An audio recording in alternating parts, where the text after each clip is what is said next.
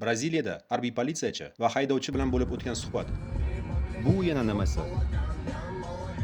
Hammasi joydami? Qo'llaringni rulga qo'y. Moshinaning hujjatlari bormi? Bor.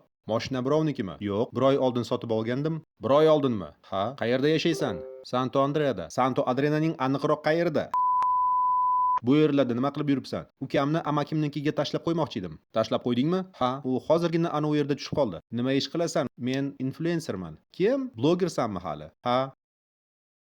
Orqa oynani ochchi. Ukang qayerda yashaydi? Ana u yerda. Tibbiy uyning ro'parasidagi uyda. Ismi nima? Pedro. Pedro? Ha.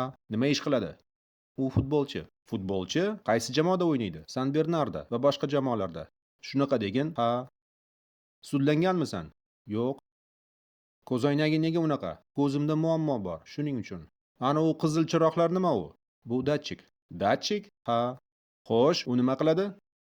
Ular shunchaki videoga oladi. Uchastkaga borging kelib qoldimi? Aslo yo'q. Pasporting raqamini ayt. O'qi. Kim bilan yashaysan? Sevgan qizim bilan. Janon bilan degin? Ha, oldin Palmeiras maktabining orqasida yashardim. Keyin ko'chib ketdim. To'liq ismingni ayt.